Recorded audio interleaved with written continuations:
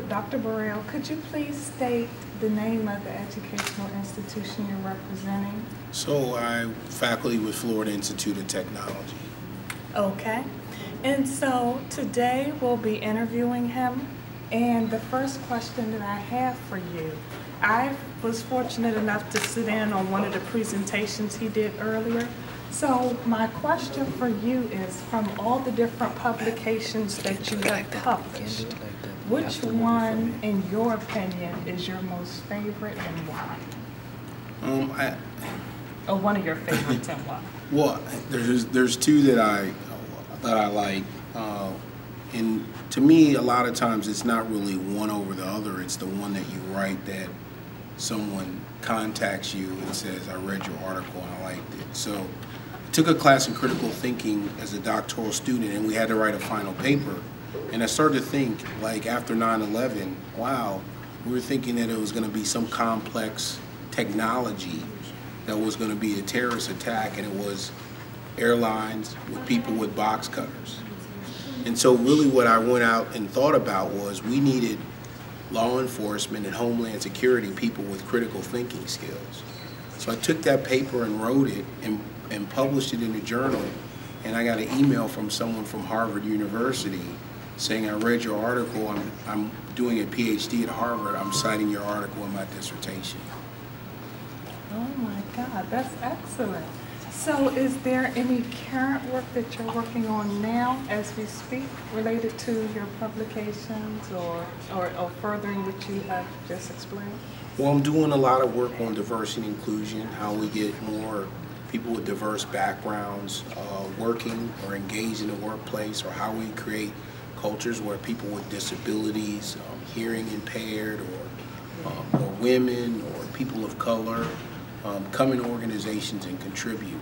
The problems we have in society are very, very complex, and they become more complex if we don't include everybody's thinking and perspective in terms of how we solve these problems.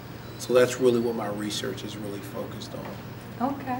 Tell me more about your thoughts on this international conference today and your personal vision on where you would like to see it headed a couple of years from now.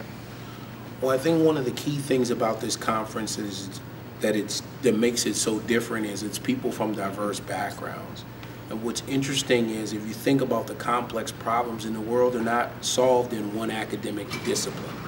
You know, if you think about Ebola, we can't just solve Ebola with medical professionals. We need business professionals. We need public policy people. We need law people.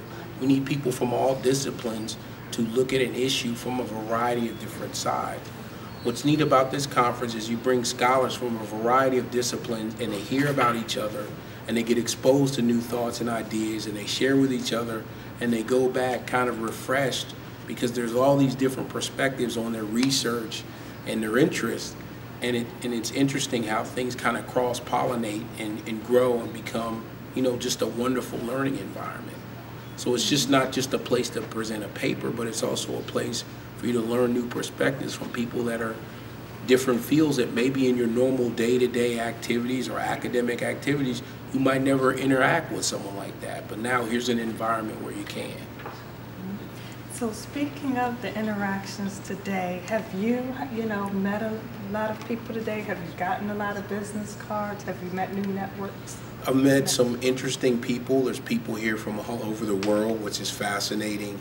And, you know, just having some conversations about how their research is similar to mine, or how we can collaborate on an academic paper, or how maybe at the next conference we can present together.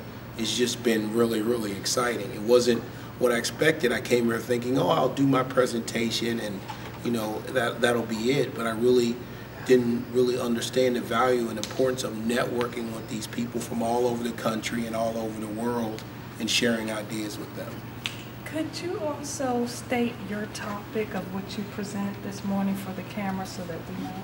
So I presented to encourage scholars from all backgrounds and disciplines to really develop a strategy for their academic footprint and in terms of publishing and presenting at peer-reviewed conferences.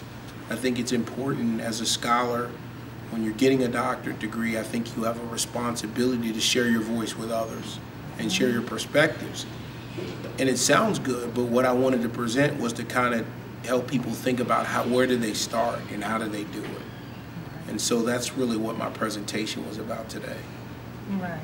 And what is one main takeaway that you wanted everyone in the audience, all your viewers today, to remember going out of the door when they leave the seat? Well, anyone that has a master's degree or has a doctorate has written academic papers. And of course, they were good enough to be graded and they were good enough to carry them through. So all I'm encouraging them to do is take that paper to another level, present that paper at a conference, or try to submit that paper to a journal for publication. You know, I think it's important for you to get your voice out there. One of the burdens and responsibilities for getting a doctorate or a master's degree is you have to add to the discussion or the dialogue in your discipline. And publishing and presenting provides an opportunity for you to do that. Right. Absolutely. Well, I do want to thank you for coming out to Sure. international conferences today. Thank you. Thank you. You've been excellent. Thank you.